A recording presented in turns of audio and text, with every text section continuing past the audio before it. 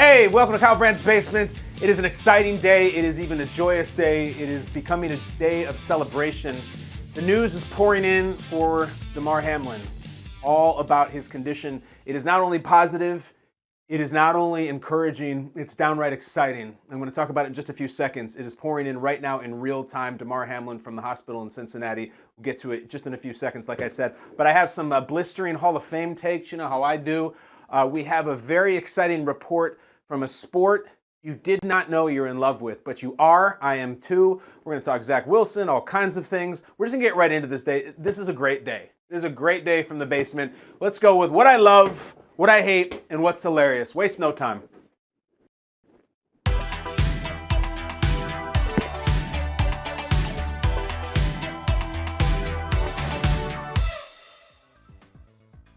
All right, so we're recording this right about 2 p.m. Eastern time, and it's an exciting day with the Buffalo Bills and really all over the NFL. In a few hours, Coach McDermott and prominent players, most likely our guy Josh Allen, will be speaking about their lives, the week, the Patriots, but certainly about Damar Hamlin, their teammate. And speaking of Damar, we have been in this purgatory as sports fans, as football fans, and really just as people, waiting and waiting now since Monday night. It's Thursday afternoon, and this eerie silence with no information. No press conference from a doctor in a white coat explaining the status of Mr. Hamlin. We've seen it a million times. We have not seen it this week, but now it's coming out because the physicians are talking and the reporters are reporting. And here's what they are saying. Principally, I'm seeing it from my colleague, Tom Pelissero. Damar Hamlin has showed substantial improvements over the past 24 hours. He is beginning to awaken, and it appears his neurological condition and function is intact. It is called a turning point in ongoing care. Neurological function intact. What does that say? It say he seems to be himself. His brain is working. And we've all been playing this really morbid guessing game over the past 2.5 days where you're just thinking of what could be going on with him, what will end up happening with him. You're on text change with someone who's a doctor or whose friend is a doctor, and they're saying, well, from what I saw, it's just nonsense. It's scary and it's unsettling and it's this guessing game, and the guessing game is now starting to end as we're getting answers. We've asked every question. Is Damar going to make it? Is Damar going to be himself? Is Damar going to be changed and broken for the rest of his life if we can save his life? It sounds like some of those questions are coming back with positive answers that we want to hear. He has shown signs of improvement, emerging from his sleep, following commands, and the best part of all, the goosebumps up your arms and down your spine moment, is that he is communicating. Not able to speak, but in writing. And one of his first communications was asking if the Bills won the game. Pretty cool. It's unbelievably cool. This has been a few days later. He comes to, he has a pencil, a whiteboard, I don't know, and he writes out, as we're hearing, who won the game. And the physician's response was, Damar, you won. You won the game of life. It's awesome. It's unbelievably awesome. Hell yes. I don't know where we go from here. And for just a few seconds right now, I don't care. He is with us. He is awake. He is intact psychologically, cognitively, neurologically. And he wants to know if the Bills still have the #1 seed in the AFC. That's amazing. That's fantastic. I'm happy. I'm proud. I hope you feel the same way. Don't matter if what you do, where you're from, if you follow football, if you don't, if you know Damar Hamlin personally, if you never met him in your life, this is great news. It's great news. The doctor says they have explained to Damar, what happened, and he expressed surprise that he had not been with the world for 2 days. They also started to explain to him all of the support that has poured in from all over the world. People coming to the hospital, candlelight vigils, flowers, certainly all the financial support that's been poured into his charitable cause. They explained that to him. His first note was still, did we win? And the doctor says it's not only that the lights are on, we know that he's home. This is pretty awesome. I can't get enough. The quote is that he asked about what is the best outcome of this. This is the doctors in charge. And where can we go and what can we expect? The doctor says the best outcome would be who he was before this happened. In other words, it's Damar. It's this guy from Pittsburgh who loves football, loves fashion, loves wings, has a little brother, is thrilled to be on the Bills, has been playing great for them all this year and is super family-oriented, and had a really, really scary, terrifying thing happen to him on Monday Night Football in front of millions of people, and we've been kind of sick about it ever since, that he could go back to being that person from before the pass over the middle in the first quarter against the Bengals. And sure enough, somebody asked, and it's fantastic that it's even being asked, that it's even able to be asked, could Damar Hamlin play professional football again? Response: it's entirely too early to have that conversation. Sure. Doctor goes on, he's still critically ill in the intensive care unit. The focus is on getting him breathing on his own, getting stronger, and back home. It's unbelievable. You know, you go to Monday night at midnight, or Monday night at 10 p.m. when the CPR is going on, and when the Bills are ashen and shocked, and go to Tuesday morning when you woke up, and if you were like me and you follow this as closely as I do and as closely as I know a lot of you people do, I went to bed at midnight and I woke up and I woke up like 3 times in the middle of the night. I checked my phone, and it all had gone silent.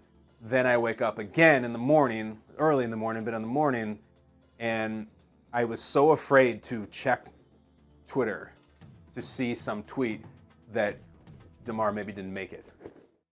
And I had a pit in my stomach. And there was nothing. And then there's been nothing. There was nothing Tuesday, Wednesday. We're hearing these reports from his uncle and his business partner adjacent, and there weren't details at all. They're just like, I'm with him, and he's in good care. It wasn't, what's going to happen? That's all we want to know. The whole world wants to know what's going to happen with this guy. And we don't know for sure yet, but my God, when we hear these doctors say the focus is on getting him back home. Back home? That sounds great. Tuesday morning, if we could have said by Thursday afternoon the focus will be on getting him back home, that is a win. That is massive. One of his teammates, it's kind of fun now because, as I mentioned, the Bills are going to speak, and the teammates, Deion Dawkins did it, but some of the other guys they're starting to talk now.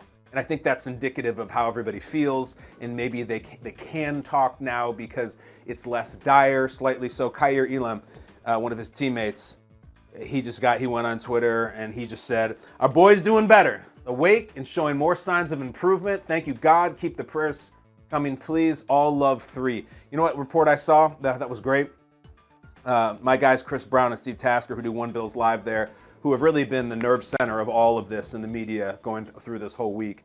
Great guys, great show, great Buffalo people and vibe. They said that at practice today, the practice, as I'm recording this right now, the Bills are on the practice field getting ready for the Patriots, who they have to play in 3 days. They said there's music playing at practice, and there had not been prior to today. And there's music playing like always, whatever they're listening to while they practice. And that is, again, indicative of where they are, how they're feeling. There's a totally different vibe because of this news, because he is awake, because he's communicating, because he's Damar. So they play a game this weekend, and if they play this game with the positive motivation of our guy is awake, our guy is starting to feel better, our guy's going to come home, I mean, they may win by 50 points, and then who knows? They may play a wild card game the next week. I don't know how that's going to shake out. As to the question of what's going to happen with Bengals Bills, I'm an NFL employee. I have the ear and come across NFL executives all the time, NFL media, whatnot, people who are plugged into these decisions being made, and I do not know. And I've asked pointedly. I've even asked, could you tell me what's going on? Could you tell me what we're thinking, what the solution might be? And as of a couple days ago, even yesterday, They're working very hard on it, and I don't have the answer. I've seen a lot of ideas out there, and it's going to become more interesting if Damar's health continues to improve, because if he goes to some level of stability and the doctors are comfortable with him and there really do become plans to try to get him home, then that conversation will become central. What do you do with that game? It is a massively impactful game and has a huge domino effect around the entire AFC and how we're going to do this thing. But it's exciting right now to even talking about that game because we haven't been able to and we haven't wanted to. And now it just gives us like, oh my God, he's doing better, he's doing better. Maybe there'll be real football and we can all sit there and not have a lump in our throats. It's very, very cool. Ian Rappaport had reported that Damar had opened his eyes last night, again, responsive, and that he'd been gripping the hands of those close to him, and now maybe even better today. It's awesome. That's why we do it. That's why it's called What I Love. This is the best What I Love we have ever done. Again, more coming, hopefully positive, but Damar Hamlin, an incredibly positive day for him, and I could talk about it on and on and on. But let's move on. Let's take a sharp left turn. It is Hall of Fame season almost, and oh boy, buckle up. Let's get to what I hate.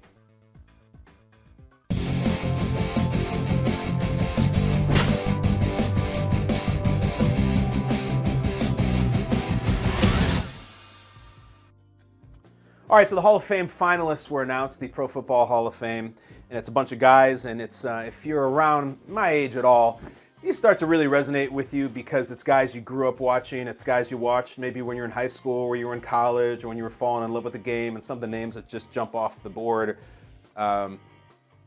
Reggie Wayne, Patrick Willis, Darren Woodson, Darrelle Revis, Dwight Freeney, Devin Hester's on again, Torrey Holt is on, it feels like every year for years. Bunch of great players. Zach Thomas, a guy who I love. I have a pretty radical approach to the Hall of Fame, and I don't have these stock Hall of Fame debates that fill the call screens and just become this, oh man, sports media, a chewing gum that you just chew on and go on, and it's very stock, and you sit on a bar stool somewhere and argue, yeah, but maybe Isaac Bruce shouldn't have got it, and I'll tell you what, I just don't do that. Here's my take. I am an elitist for the Pro Football Hall of Fame. I want only the very, very, very, very best players ever to be in. I'm a true 1%er when it comes to the Pro Football Hall of Fame. I want the best of the best. In my opinion, Hall of Fame debates, these things that are had all over the world, all over the NFL, all over every form of media for years and years and years. I don't believe Hall of Fame debates should even exist. Because if there has to be a Hall of Fame debate about a player, he is not a Hall of Famer. It's that simple. If I could do it, and I can't, I would have only first ballot guys. That's it. The best players. That's it. You're in. Tom Brady, you're a Hall of Famer. Aaron Rodgers, you're a Hall of Famer. Larry Fitzgerald, you're a Hall of Famer. Go on and on. First ballot only. There becomes this part of the conversation if you watch these shows or see these people's podcasts or see the Twitter accounts where very few people, sometimes it seems like none, ever want to say this person's not a Hall of Famer. I love him. I watched his career. I really respect it. Fantastic career. But no, I would vote no. It seems to be, especially in the circles that I run in, oh, you have to put him in. You have to put him in. No, you don't. No, you don't. Are they really one of the best players to ever play football? One of the best at ever their division and at their position, I mean? Or are they just a really great player who had a great career? I'll tell you what I mean. Because my bottom line on Hall of Famers is there's nothing wrong with just, you played a long time and were a really good player and you had a great career. That's awesome. You're unbelievably fortunate and should be so proud. You're not a Hall of Famer. You had a great career. Just, that's fine. There's nothing to apologize for. So, it's not fun to bring up names of guys that you love and have watched your whole life and say I don't think they're a Hall of Famer because you respect them. But I do it.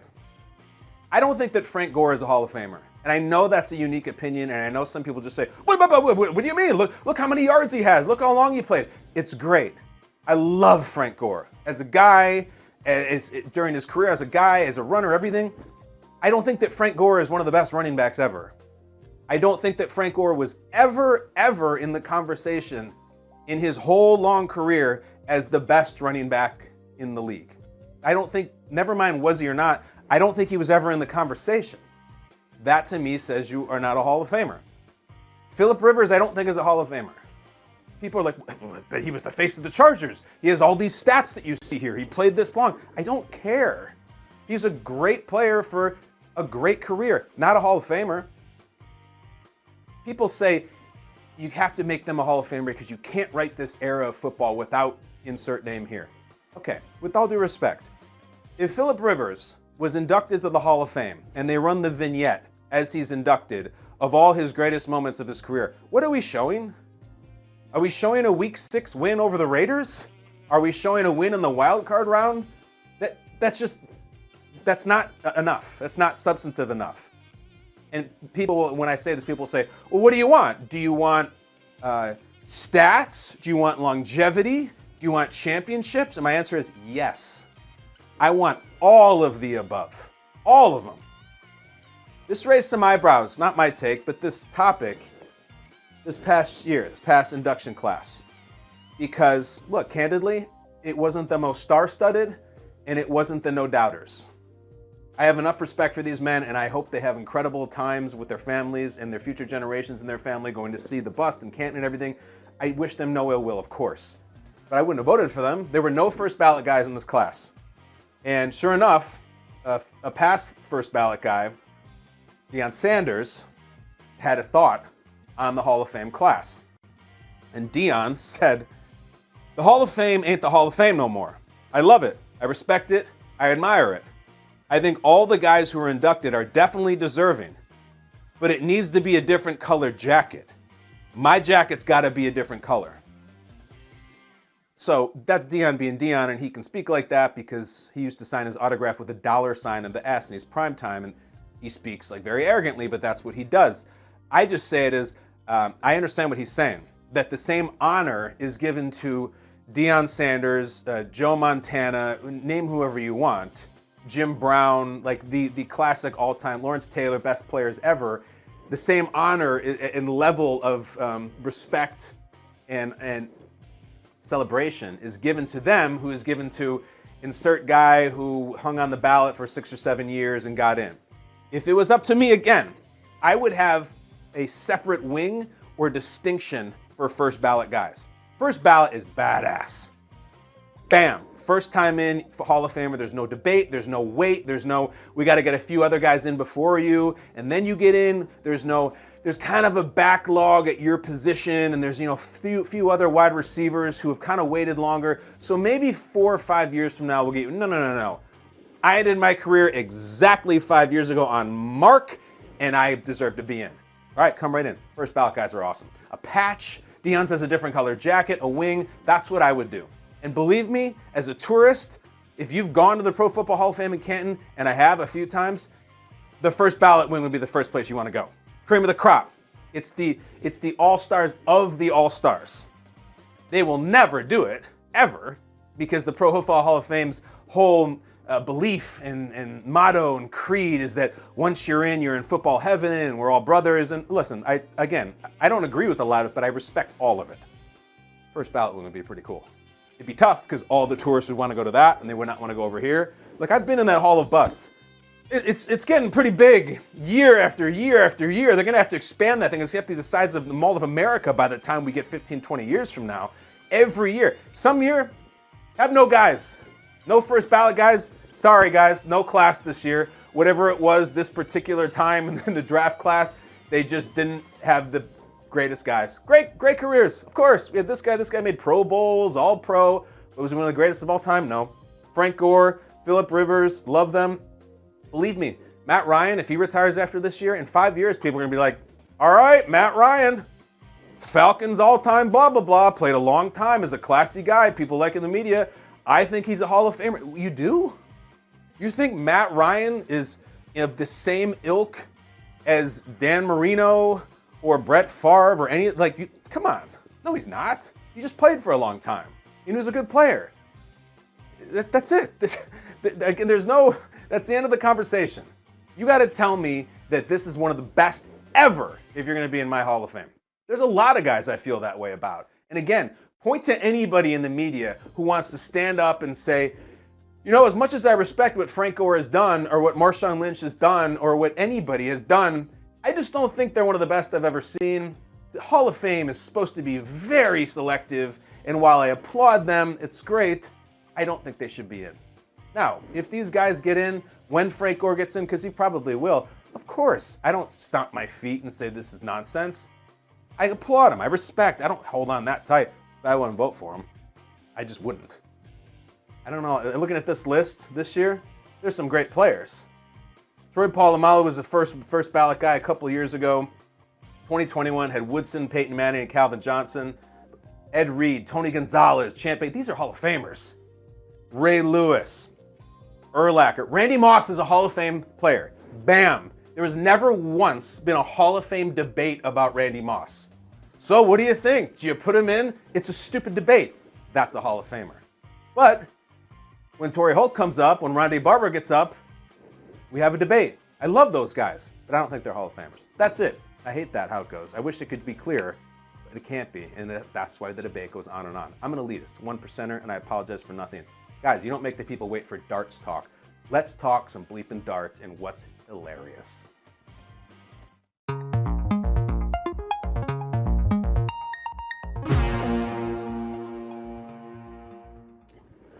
So I remember back when we were talking about doing Kyle Brandt's Basement, I sat down and there was a big table, and it was the executives at Omaha, and it was Peyton and Eli, and they said, you know, Kyle, talk some football, sure, but if there's any way you could work in some professional dart talk.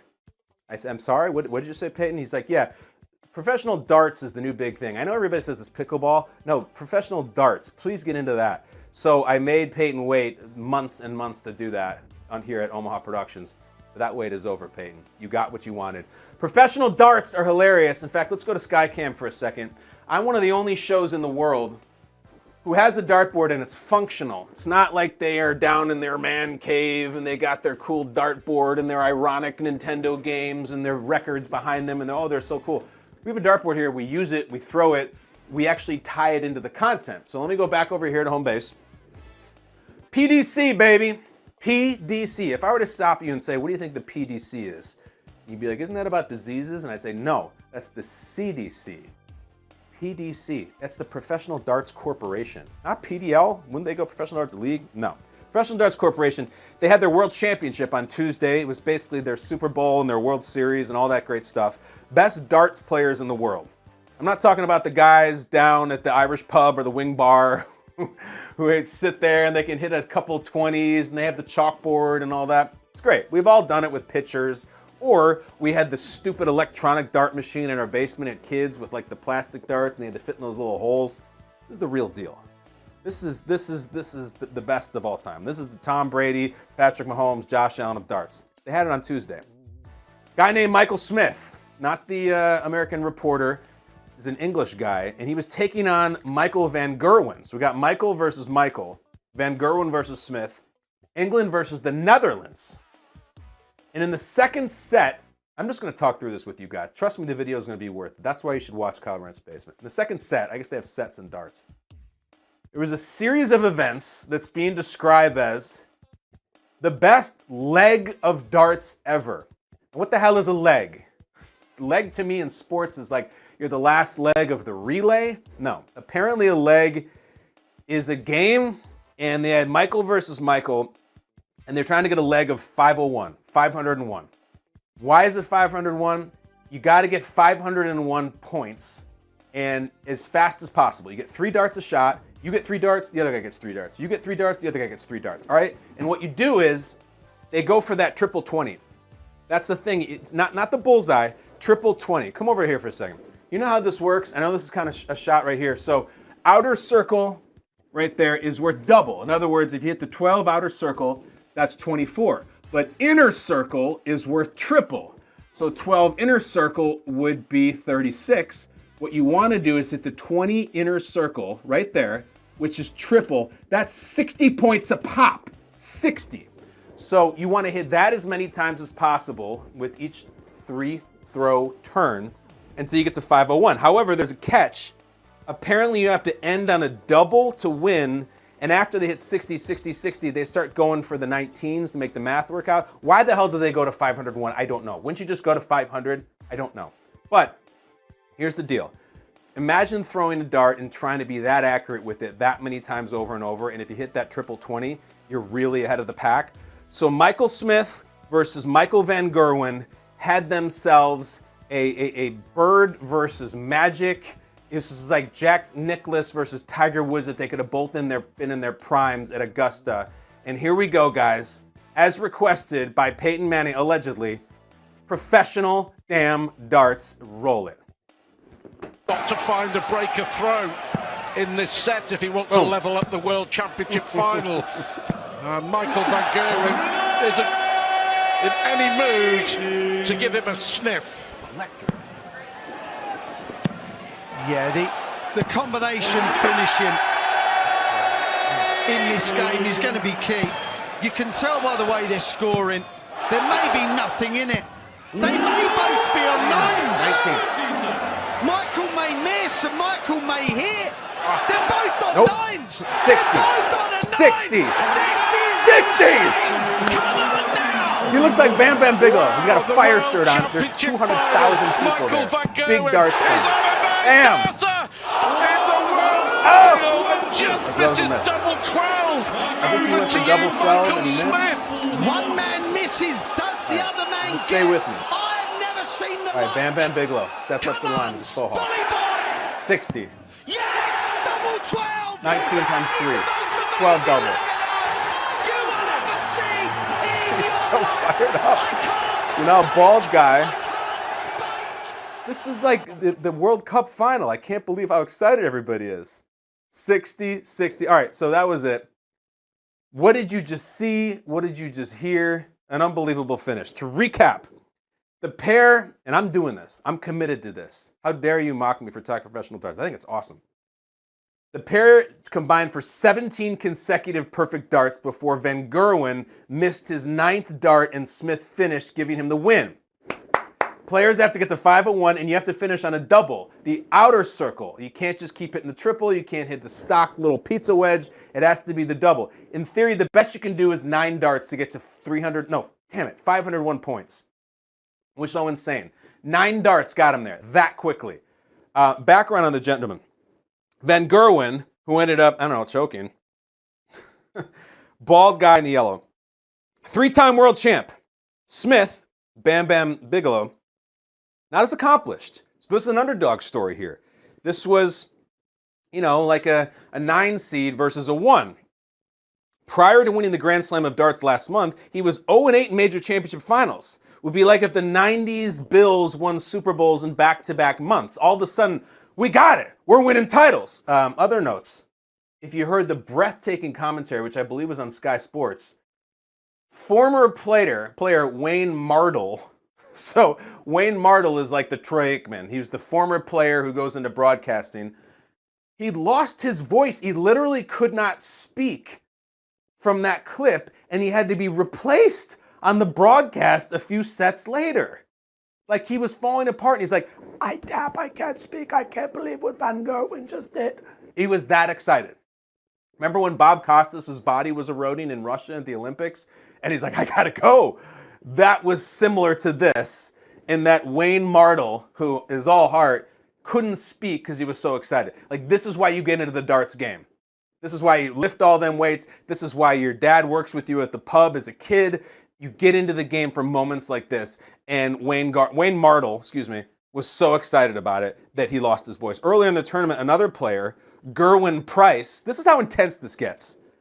I thought you think it's all just soccer and pints and pubs in England. It's definitely that, but it's also darts, all right? Because these people representing the Netherlands and representing the UK, they get after it. Another player, Gerwyn Price, was being heckled so badly by the dart hooligans that he had to put on noise-canceling headphones to tune them out. And to that I say, Gerwyn Price, what a wimp. You have to focus so much on darts that you have to put in noise-canceling headphones like you're sitting next to a baby on an airplane. It's live sports. This is darts. This isn't down the street at J.P. Willikers or whatever, Buffalo Wild Wings. You're on the big stage. Of course they're going to heckle you. You got a face like a catcher's mitt. You got pecs like you're Tony Atlas, and you play darts. Does this guy get killed for this in the darts online community? Noise-canceling headphones? What a wimp. Take the pain. Block it out.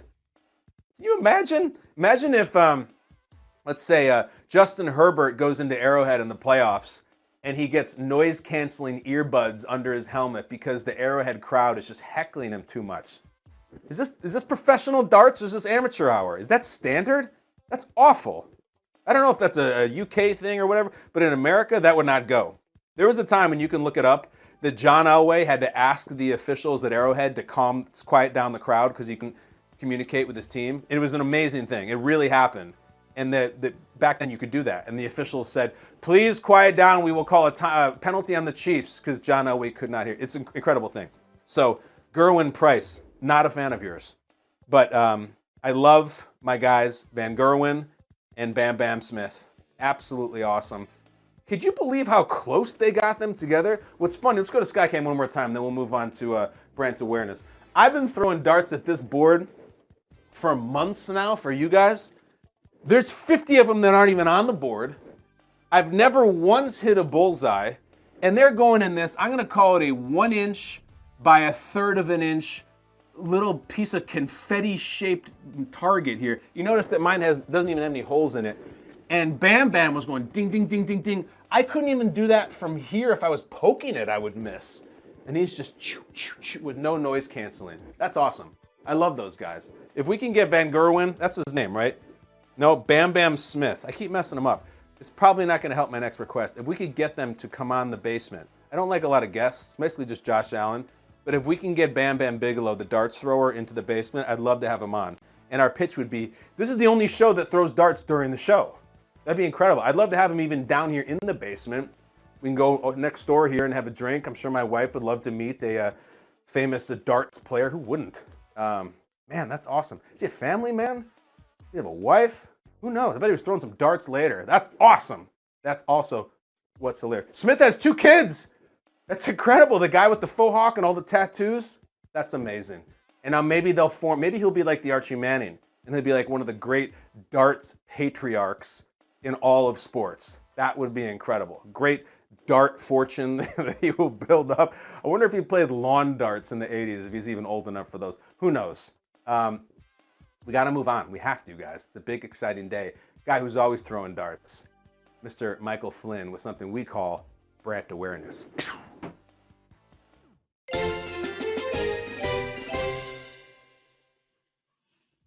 Flynn, your thoughts on what you just saw? I love it. I have so many thoughts on what I just saw. One, I want to go and be in the audience because it just seems like utter chaos. There's definitely not one sober person in that room. Two, I love Michael Smith. We're calling him Bam Bam. I'm looking at his Wikipedia now. His nickname is Bully Boy, but I like Bam Bam way better. 3, you mentioned the commentator who's a former darts player who lost his voice. How do you become a former darts player? Like, does the skill disappear at some point where you have to retire and go into commentating? How does that happen? Yeah, I think you develop elbow problems after a while, and like you just don't have the stroke anymore. I can't imagine. Do you just lose it? I mean, you have to be really mentally locked in for that sport. But I don't think you have to be in good condition or anything. It's just going like that, but eventually the fatigue does kick in. It's very exciting. I like that darts. I'm into that. Yeah, I like the idea of furthering our interest in the dart sport, especially once the offseason hits and we're going to have to get creative. I bet Kyle Brandt's Basement has not seen the last of professional darts throwing, but let's get into the headlines, shall we? All right. Today, Jets offensive coordinator Michael LaFleur met with the media, and he took the blame for the team's offensive woes over the second half of the season, along with the team's handling of Zach Wilson. He admitted that they probably should have sat Wilson last season and allowed him to learn the game from a veteran QB. Kyle, your thoughts? They're trying. They're trying to hype that guy up. They understand, like, you can't miss this badly on the number 2 overall pick. I don't know if it was Saleh or I saw somebody else with the Jets, and it was this really profound quote about hell or high water, we're sticking with this kid. That's a weird quote, isn't it? Hell or high water, those are your two choices. They both sound terrible. Like, I am, listen, it looks like a big whiff. And I've said this before. There was a time, and it goes to what LaFleur was saying, where you would draft someone that high, and there really wasn't even a thought that you would play him. That's not how it was done. I remember Carson Palmer comes out of USC, wins the Heisman, #1 overall pick of the Bengals, and he didn't play. They had John Kitna. You wouldn't play Palmer. You sit him. You sit him, and it's like a little birdie sitting on her eggs until they're ready. And then it's really sensible, of course, and you learn and you get acclimated, and then it's like, all right, well, now he's ready. And then Carson Palmer came in and he was really good. Can't happen now. One, the quarterbacks are so much better and so much more well-prepared coming out of college. The systems have changed. The upbringing of quarterbacks and the camps and the specialization and all that has changed. They're ready to play faster. And then look, this is the deal with the NFL right now. You draft a quarterback, and the second you call that name, the stopwatch starts. And you have a few years to win a Super Bowl without that quarterback having $50 million a year. That's it. That's the best and easiest path to do it. It is very hard otherwise. We're seeing some quarterbacks now who are so good. Mahomes makes all the money in the world. Josh makes a whole bunch of money, and Rodgers and all them we know. But like the Herbert formula, Herbert on his rookie deal, it's way easier. There's a salary cap. If your quarterback is making, I don't know, 16 million versus 42, that is a pass rusher, that's a tight end, and that is a left guard and a running back that you all paid for. They're going to help you win games. So yeah, you should have probably not played him maybe as quickly as you did just because he wasn't ready. But I can't be here for the retroactive excuses about, I think we mismanaged Zach Wilson. If you can start talking about when you drafted him, maybe. But no, this is the NFL today. You don't sit around and wait and wait and wait. You go. And Patrick Mahomes would have played right away as a #1, except he had Alex Smith, who was still really good and was getting into the playoffs. And the fact is, everyone wants to say, look, they waited on Mahomes and that worked. I got a feeling Patrick Mahomes would have been just fine from Jump Street. First drive of the first game of his rookie year. Who the hell knows? The Chiefs might have cost themselves a Super Bowl by not starting Patrick Mahomes this is his first year. So I understand what the Jets are doing. They're trying really hard to try to hype him up because they're married to him. They got married to him. But it's sort of like an absolutely profound amount of growth in the offseason. I don't know where the hell they go with this. Michael LaFleur, I hear you, but I just don't agree with you. Moving on, let's stay in the AFC East and talking about the Miami Dolphins ping pong table again. David Furones of the Sun Sentinel reporting that the table has once again been removed from the locker room ahead of the team's regular season finale against the Jets. Kyle, I know that you were keeping track, but reminding our listeners, the team went 3-2 to start the season with an old ping pong table. Mm-hmm. They removed it. Tyreek Hill ordered a custom-made one, and while they waited for that one to arrive with no ping pong table, they went 5-1. Once it got there, the new custom-made one that is, they've lost their last 5 games. So Kyle is removing the table again, the secret to success and their answer for beating the Jets this Sunday. You know what they should do? And this is out of left field. They should get a dartboard. I'm pro darts. I don't know if you know that. You get a dartboard, custom-made dartboard. It helps with more accuracy. It helps with camaraderie. It's a little bit dangerous. But listen, I wish the ping pong table was the problem with them. Their problem is that they can't keep Tua on the field, and they peaked about a month ago. And at this point, bring the table in. If you're gonna go down in this last week, let the dudes have their little fun. Let them smack it around. The Dolphins can still get in. It's not pretty, and we were talking about. Talking about Brock Purdy this morning on Good Morning Football, and when Jimmy Garoppolo got hurt on the Niners, it was against the Dolphins. And if you look at all the recaps of the game, and Brock Purdy comes in and the Niners win pretty convincingly, all of the write-up in like the AP recap is all about, oh my gosh, the Dolphins lost. What happened? Tua didn't play well, and the Dolphins, can you believe they lost? Because they had a huge winning streak coming into that. I think they were 8-3 at the time.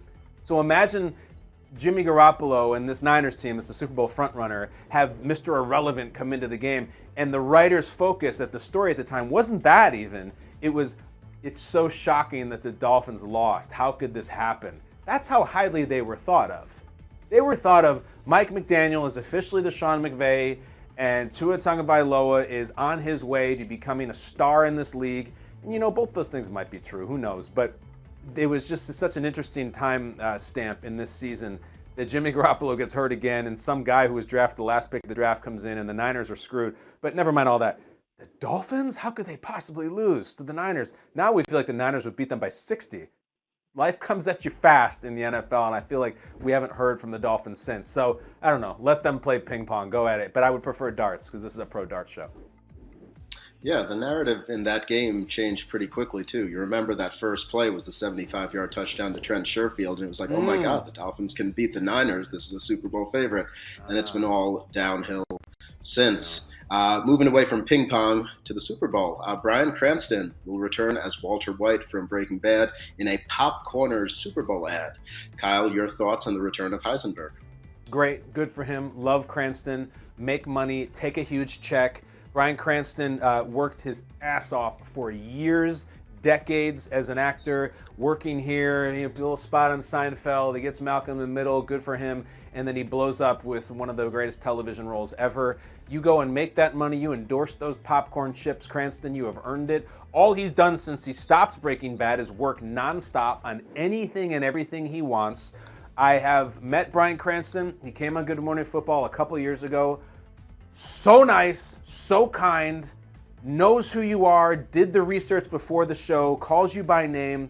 We took a shot with Cranston. Now, this is only about, it was a couple of years after Breaking Bad ended.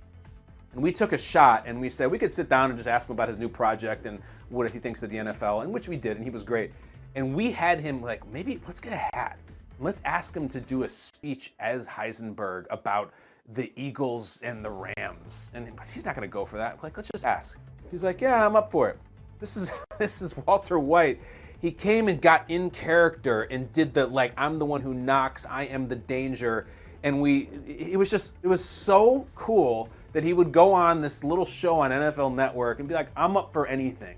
It was awesome. I had so much respect for him. Everybody who works with him says he's fantastic. So I'm thrilled that he's doing a popcorn chip commercial. I love seeing Walter White. It's not like he's this guy who, I'm going back to the only character I've ever played. No, he's worked nonstop, will work to the day he dies, and be respected for it universally. I can't wait for the Heisenberg commercial. I'm into it. And it's pop chips, right? What are they called, Flynn? Pop chips? Pop chips. It's going to be, look, I'm the one who pops. Isn't that great? Great. I hope he buys a beach house because of it. Huge Bryan Cranston supporter. But it begs the question, as it often does here in the basement. Walter White coming back for a Super Bowl commercial. When you're at your Super Bowl party or you're watching the Super Bowl in any way you are and you're going through the commercials, and normally they're kind of over now and it's more of a thing from yesteryear, the Super Bowl commercials. But if you could just pick any beloved or iconic or memorable television character to show up in a Super Bowl commercial, who would you pick? Think about it. They got the same actor who's going to play the same character. Like they get Henry Winkler and he's in the leather jacket or he's jumping on water skis over a shark. He's playing the Fonz. Any character you want, endorsing some stupid product for a check, and God bless him. Who would you pick? Well, my answer will come at the end, but we asked you first. Great responses, team. I love when you contribute like this. Here we go. I'll think about it 6, his actual Twitter handle. He says in a Super Bowl commercial he just writes, greatest football player ever, Al Four-Tutty Bundy. That would be fun. Couple things on that. I don't know if he would show up because I think he is obscenely wealthy from Modern Family. But maybe, as they say, there's always a bigger jet. Maybe you could throw a check to him. 2, you ever go back and watch some of those Al Bundy clips? You ever go on YouTube and watch him at the shoe store talking to the customers, the female customers? It's outrageous what he says. It's unbelievable. It's one of those things where you're like, I know it was a long time ago, but man, this was on TV now? I can't even believe it's on YouTube now. It's so offensive, but it's also why he is who he is. So Al Bundy would be great. That's a natural. You can endorse anything. Shoe salesman would be great. Zappos or something. All right, now we're talking. Bengals Whitney. She says Alf, especially if one of the teams has a cat mascot. Michael Flynn, come in here right now. Get in here. Michael Flynn. State your age for the Kyle Brandt Basement audience. I am 34. 34. All right. Tell me your familiarity with that last tweet about the words The word ALF, A-L-F. What is she talking about? I know who Alf is. I don't think I ever watched the show Alf. I do know that he ate cats, right? Yes. I think you're too young for the show. Yeah, my only familiarity with Alf was there was like an after-school special that had a whole bunch of different cartoon characters in it, and he was one of them. So that's all my knowledge of Alf. All right, I am not 34. Let me just tell you. Alf was an alien, and ALF is actually an acronym. It stands for Alien Life Form. That's why his name is Alf. And he came from the planet Melmac, and he crashed on Earth, and there was this nice family where they took him in as like a friend and like really a de facto brother, and out in like their little work shed would be his spaceship, and he would constantly be working on it to fix it and everything. But in the meantime, he became part of the family. It was a sitcom, and it was like a puppet, and he would laugh, he would go, ha! And he would always try to consume the family cat. And there he is in a tuxedo, and he was always a real wise ass, and he was funny, and he was Alf, the alien living in the suburbs. And then there was an Alf cartoon. There was many Alf dolls and toys. Alf was a sensation. He was a huge deal.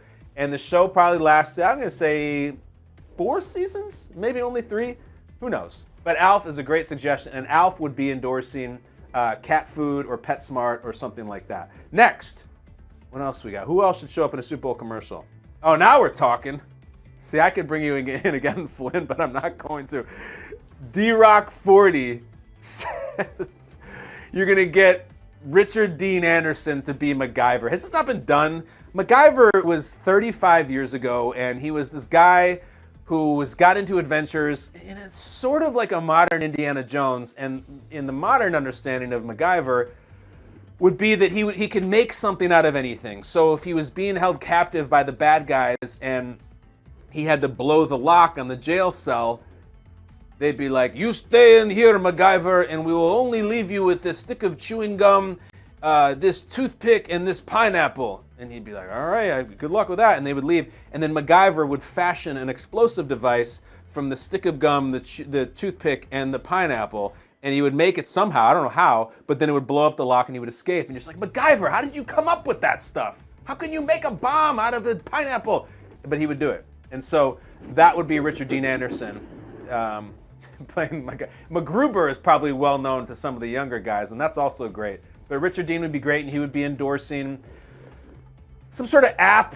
I don't know, something where you just can construct things suddenly out of nowhere. I'm getting a bind, not going anywhere for a while. Richard Dean Anderson. Next, what's the next one? Do we have anything in the last 25 years? Okay, Mike Regan says classic reality TV, one of the Bachelors, like Jake Pavelka or Juan Pablo. Jake Pavelka is my favorite Bachelor ever. I don't think he's the coolest guy ever, but he was just amazing to watch. Juan Pablo, watched that season too. He's okay. He's okay. He's okay. He's okay. Constantly saying, he's okay. Kind of dropped the ball at the end of his season. I'd be happy to see that. If you're going classic reality TV from that era, though, you're going Boston Rob, Omarosa. I don't think Pavelka and Juan Pablo are showing up in a Super Bowl commercial. Next, if you please. All right, there we go. Who should show up in the Super Bowl commercial? I'm looking at, the tweet says, these two for sure, and can have some fun with the confusion about what the hell football even is. So I'm looking at Bronn and Tyrion. Sir Bronn of the Blackwater and Tyrion Lannister. This is one of the greatest little buddy moments and relationships through Game of Thrones. I don't know if Dinklage would do a Super Bowl. He would. Dinklage did a Marvel movie. He'll show up for something commercial. And Sir Bronn, I'm not sure what he's been up to, but I loved him. He was one of my favorite characters. We used to do a lot of who would win when Game of Thrones was on. It would be like, who would win in a street fight, Bronn or the Hound? It's like, oh, the Hound is so much bigger and more experienced with the sword, but like Bronn is so dirty, and kind of go with Bronn on that one. They would be endorsing, hopefully beer, because they both really liked it, or a bank because they love money. These are great. These should all show up in Super Bowl commercials. Anybody else? What else we got from the people watching Brandt's Basement? Blaze and KC. Blaze, why are you obsessed with Nicholas from 8 is Enough? This came in, and the staff, who is certainly younger than me, they go, we don't know who this person is, because there's no tweet.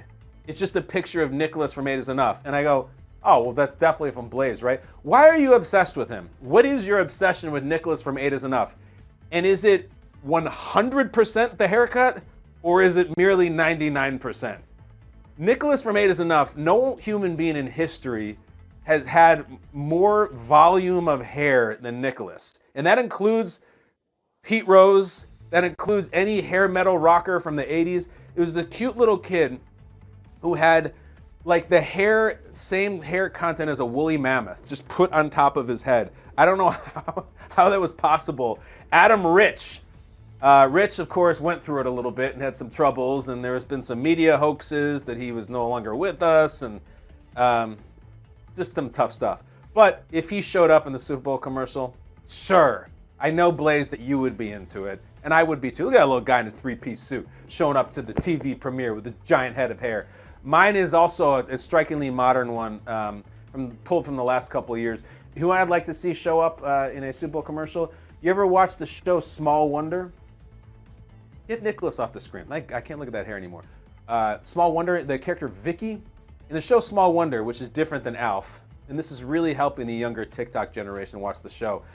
This family, I believe, couldn't make a child. There she is.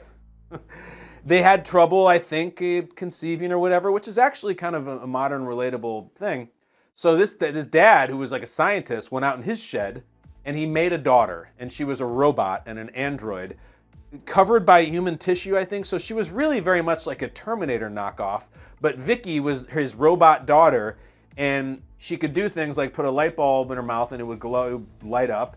And then every once in a while, like, they would spill something on Vicky, and she'd be like, and she'd be on the fritz, and it was kind of upsetting when you were a kid watching. But it's a Small Wonder. Go ahead and type Small Wonder trailer or Small Wonder intro into YouTube. It was like, how much cocaine can we possibly be on in the 80s? I know everyone's on it. Do you have to be on that much to say, yeah, I like it, the robot girl. Let's do 5 seasons of it. I'm sure there's incredible stories we could tell. Amazing.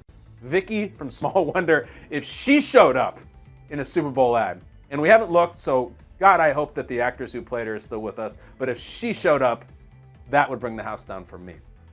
That's it. That's Brandt Awareness. Flynn, did we miss anything? No, you hit them all on the head. I'm gotta say that Alf was one of the ones I knew the most about in that segment. Oh. You got some old timers there. All right. Well, you do. And I got to get out of here, but you've got work to do to make sure that the Vicky girl from Small Wonder is still alive. And if she's not, we have to erase this part from the show. So have fun with that, and I'll see you next week, Flynn. Enjoy. How do we end the show today? Darts, of course. Skycam, come on. I could say we've already placated the darts lovers among you guys, but can you really ever get enough of this sweet action? Today's number. Oh, imagine if I hit a bullseye on that one. No, it was an 18. Upper right, 18. What today's topic is favorite broadcaster of all time. It's a great question. There's so many opinions and honestly so much vitriol for the current NFL broadcasters. I'm talking about the big ones. Take whoever you want. It's Collinsworth and Buck and all those guys, and they just take so much crap. There's so much, you always are showing favoritism or blah, blah, blah, blah. I think those guys are all great. I think they're so good at what they do. It's so difficult. I've gotten to call a couple games. I called a couple preseason Bears games, play-by-play, and it is simultaneously one of the most exhilarating and difficult things I've ever done. So I love those guys. Favorite broadcaster of all time? Look, back in the day, Gorilla Monsoon used to be the de facto voice of the World Wrestling Federation, and he was just amazing. This old wrestler, and he would wear these purple tinted glasses, and whether his color commentator was Bobby the Brain Heenan or Jesse the Body Ventura, Gorilla was just great. Great name. He had this amazing way of making you feel like every event, be it Survivor Series or SummerSlam or Royal Rumble or WrestleMania, was just the greatest thing that was going to ever happen to you. It was the biggest sporting event of all time. It was the best thing that's ever gone on the planet Earth. And he had this way of doing it that was just awesome. I miss that guy. When you're a little kid, I think some of the broadcasters you listen to, whether it's my parents and grandparents listening to Walter Cronkite, or a little bit younger, it's Tom Brokaw, whoever you listen to now, Joe Rogan, I don't know who your guy is, but for me it was Walter Cronkite when I was young. No, it wasn't. It was Gorilla Monsoon. Walter Cronkite is my parents, but Gorilla Monsoon doing WrestleMania, the glasses, Bobby the Brain Heenan. If you don't know who it is, just Google him. You'll be like, wow, that looks like a guy named Gorilla Monsoon. Great guy. Incredible job. Guys, it's been a great week. We've been through a lot. It's been a tough week early on. I know a lot of you guys watched and listened this week. I genuinely appreciate it. This show is really fun to do, but it's very taxing. I got to come home after Good Morning Football, and I love doing it. So when I do it, and you guys watch it, it's awesome. And I know the crew is into it, and I'm into it, and I'm just so thankful. Miss you, love you. We'll be back Sunday night to recap Week 18. Next time we do a show from the basement, we will know all the playoff teams, all the playoff seedings. It will be absolutely incredible. In the meantime, great news from Damar Hamlin's status, and just thank you so much for joining the basement. If you don't mind, please exit through the garage, close the door on your way out. See ya.